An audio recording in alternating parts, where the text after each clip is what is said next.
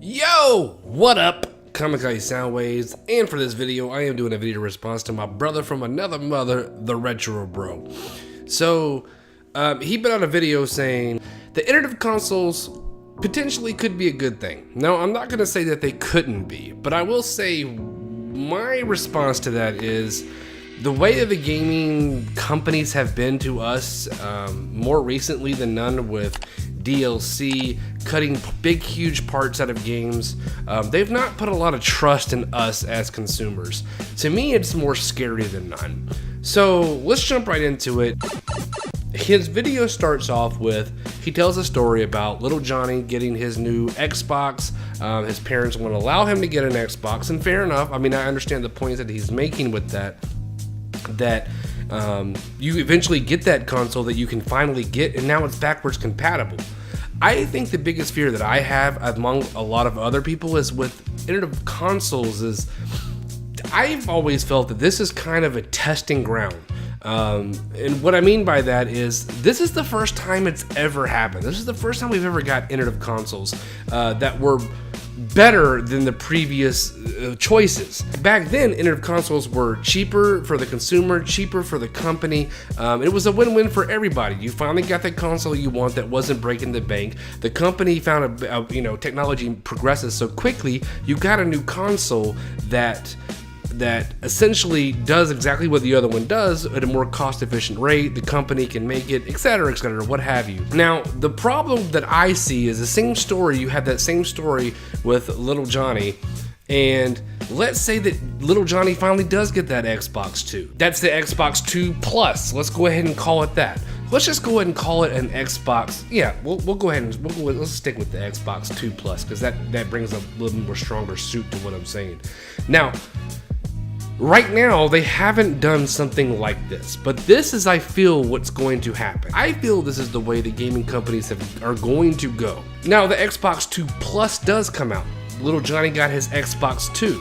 Maybe it is backwards compatible. Fair enough. Great for little Johnny, but what happens when Xbox 2 Plus says, you know what? We're gonna put out the new Halo game.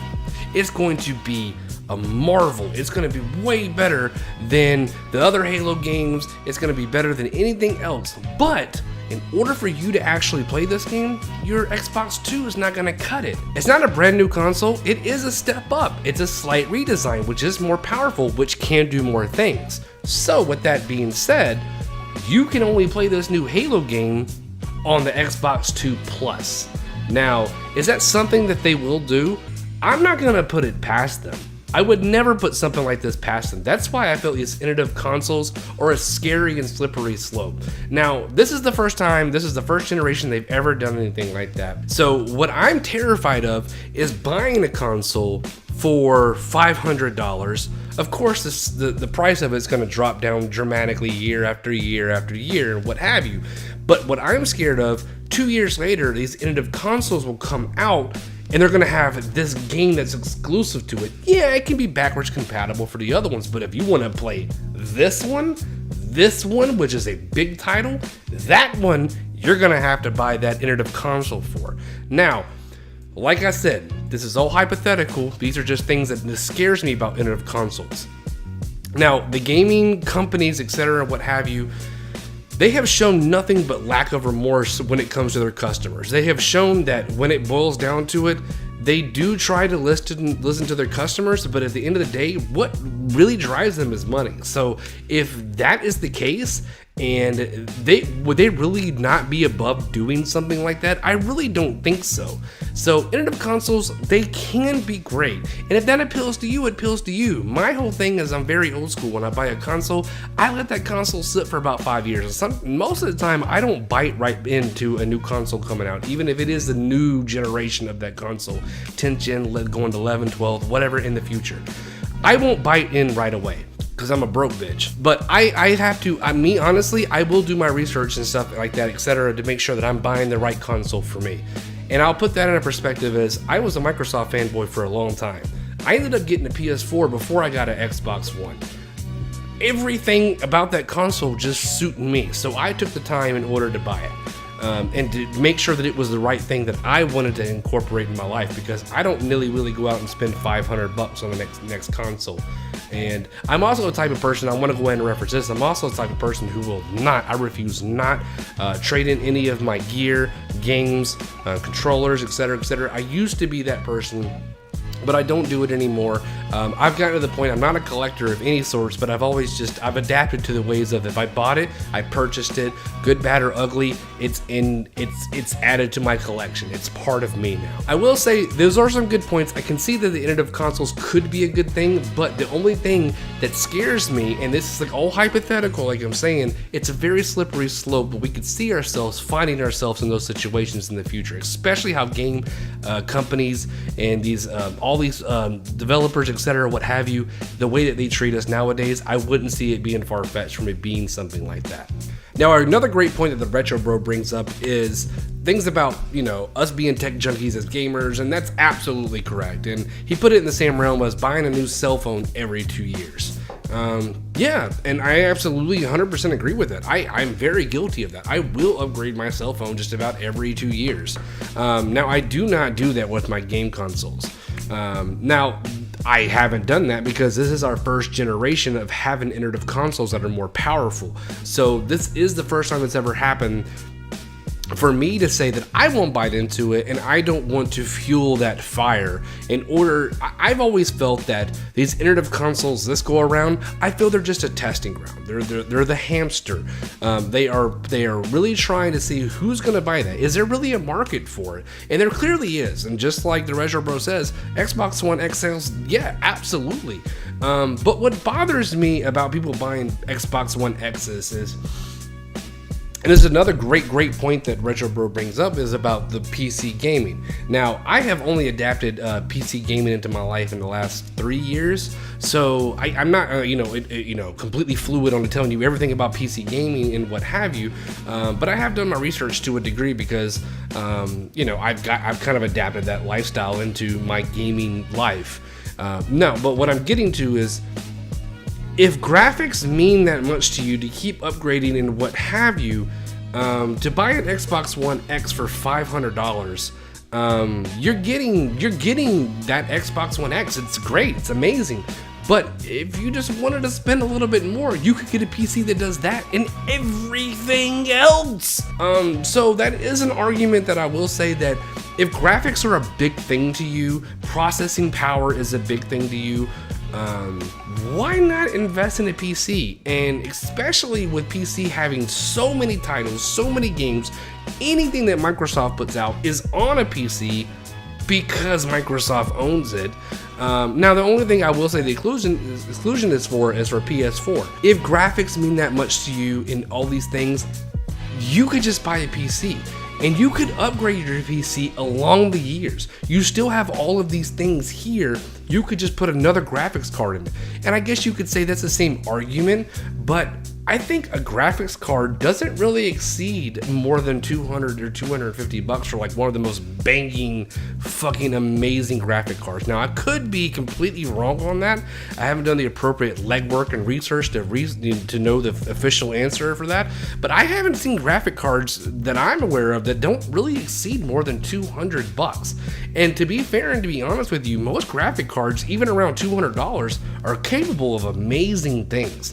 So, even with that being said, graphics cards don't necessarily, bite the dust very quickly.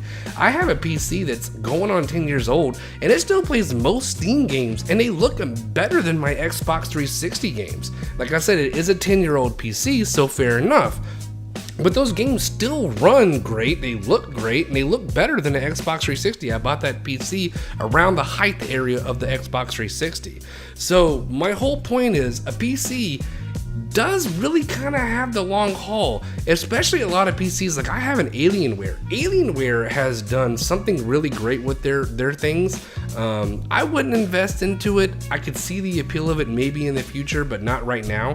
It has a specific peripheral hookup that you can put into your PC that literally supports an extra graphics card. So you have the processes of 2 graphic cards, and literally all you have to do if you really want to super upgrade it, or that graphics card is starting to die off a little bit, you just buy a new graphics card and literally you just pull out 2 screws, pop it out, and put a new one in.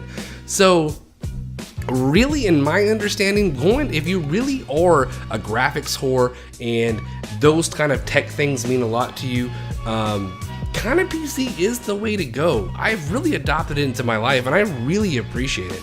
I just purchased a Steam Link, which basically turns my PC into a console, which is fucking amazing. To a degree, there's varying things with that. Now, his argument also is a great point that I am also a console gamer at heart. When I plug a game and system in, most of the time, I just want to play a game. That's all I want to do. I don't want to figure with settings, things are not working correctly, and that's a great point. But at the same time, you're really spending money to have that luxury to just plug things in.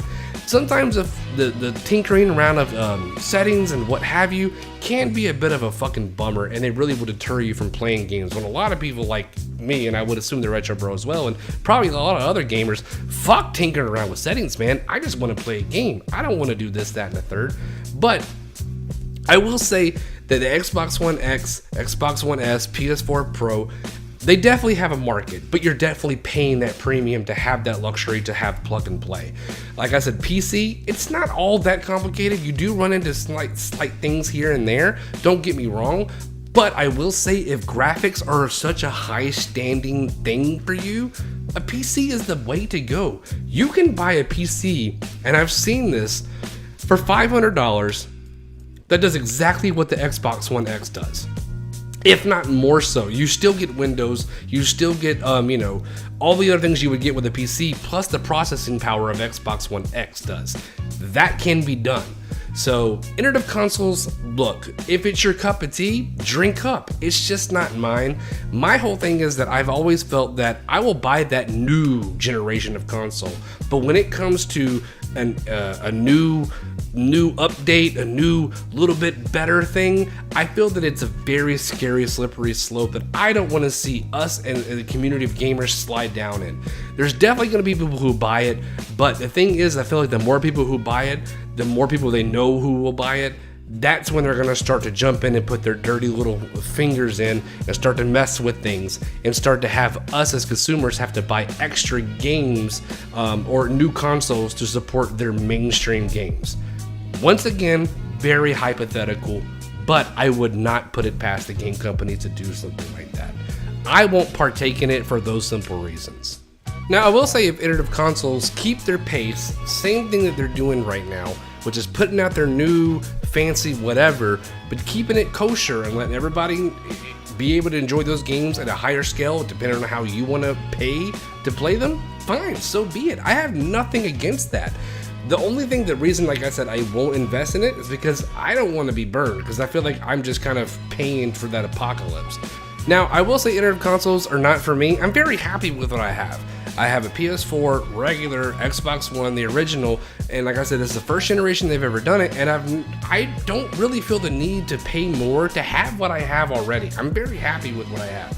I have a pretty good PC, so if I really want to be like that graphics whore, I can play on my PC. Not everyone has that luxury, and not everyone's a PC gamer, and definitely I'm not. I'm definitely more than anything a console gamer. So, but at the same time, I find it very hard to shell out money for something that does what it does for me already at a little bit better. It has a little bit faster processing power.